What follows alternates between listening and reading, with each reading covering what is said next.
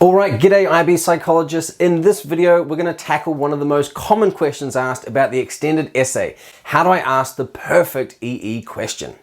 This is the question that comes up again and again in the teacher forums, in the student forums. We'll see the question, what do you think of this research question?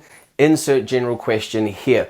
Now, it's perfectly fine to ask that. I know there's a lot waiting on the EE, but some of the feedback often, it just kind of breaks my heart. And feel free to take or leave my advice in this video, but I really want to make my point clear in how I feel about asking good EE questions. See if the logic stacks up, if you agree. If not, you feel free to post a comment, but probably won't read it. But anyway, right. Here is the steps to write a really good EE question. It's perfectly fine to start broad, start general, start really vague. That's absolutely fine, right? So you start with a broad topic. So in psychology, pick something that you're interested in. It might be like abnormal psychology, psychological disorders, something maybe psychopaths or depression, or I'm going down the abnormal psychology here, stress, developmental psychology, kids, schema, anything you've learned in class that you thought might be interesting or you've seen.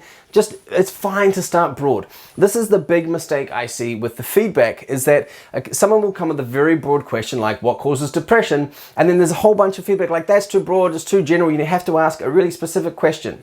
And then there'll be feedback like, what about this question?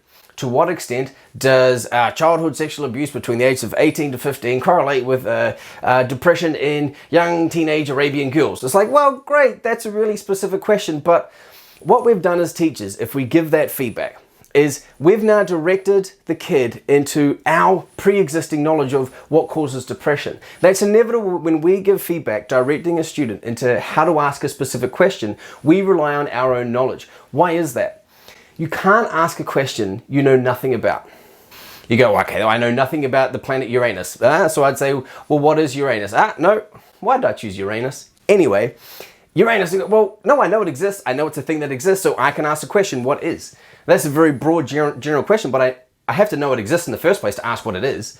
I can't ask what is the existence of something which I don't know that exists, right? Now we're getting abstract. But my point here is, every time we try to take a student's broad general topic and narrow it down to something specific, we inevitably are drawing on our own, as teachers and guidance EE supervisors, we're relying on our knowledge. And so what we do in these forums when we post this question like, hey, is this a good EE question? And everyone chimes in with their own versions of the question. We're using our knowledge to direct a kid who we possibly have never even met into the research and that we know exists. That defeats the purpose of the EE. The EE is a real chance for genuine inquiry. So I would say if a kid comes to you and says, I want to study schizophrenia, I want to study autism, I want to learn more about depression, I want to learn more about positive psychology, I want to learn more about happiness. Great, brilliant, go for it, awesome. But we have to then get a little more specific. And so the model I'm going to suggest here is just an upside down triangle, right? So it's perfectly fine. Start with a broad topic, and then you might ask a general question. Right, so you might ask something like, what causes depression? What causes schizophrenia? Why are some people happier than others? How can I cope with stress? Right, these are perfectly fine. Now, most students come with a more specific question than that to begin with, but it's absolutely fine if it's really broad in general. As long as it's about psychology, it's investigating cognition or behavior in some way, perfectly fine to start with a general question. Now, I know why people are really concerned with getting a focused research question, because in the rubric it states that if you don't have a focused question, then it limits the marks you can get. I understand that, but we have to, I think, put the assessment criteria to one side. We can't take that shortcut in giving the kids the question. We have to lead them there, or let them get there by their own, I should say. And so if a kid comes to you with a general question, if a kid comes to me with a general question, I say, that's great, go for it. And then we check back in 2 weeks and I say, go find a bunch of studies, come back, and I'm hoping that that question now is a little more narrow. It's a little more specific. Most questions are about the effects of an IV and a DV, right? So how does this affect this? What causes this? And so as we go on through the process, I'm hoping that students become more and more narrow with their independent and dependent variables, until finally, after many iterations of their question, they're getting now down to this step. Which is why if anyone comes to me and says, hey, what do you think of this EE question? My response is generally, sounds great, awesome, go for it. But that doesn't mean that should be the last question. That's their final version of the question. I would say, sounds great, go for it, research it, but you just keep narrowing and narrowing and narrowing and getting more and more focused. So teachers, EE supervisors, I beg of you, please, Allow your kids to start general. Allow them to start broad. Allow them to ask the questions that they want to answer.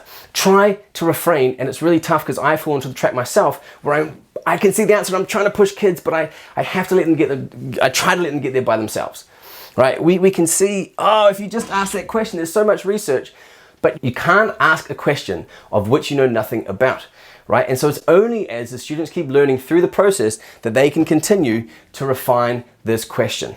So there it is. That's why I think we ask the perfect EE question is, it's perfectly fine to start broad and then you just narrow it and narrow it and narrow it as you do your research. So just in this beginning stage, don't rush to getting the final research question. The research question evolves over time and to the point where actually you can be tweaking it on the final draft. On the day you submit the EE, you can still be tweaking that research question. So it really is more like a title to your essay rather than the question that you've been answering all along.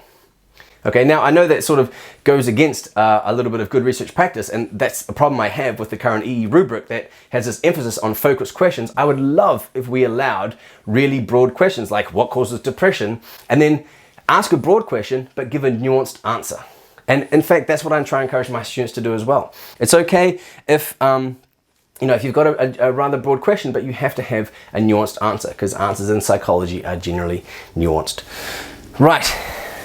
There it is. Start broad. It's fine starting broad. You can't ask questions about something you know nothing about, and then you get more and more specific as you go along. I hope that logic makes sense. I hope I explained that clearly. Cheers. Good luck. If you've got questions, pop them in the comments.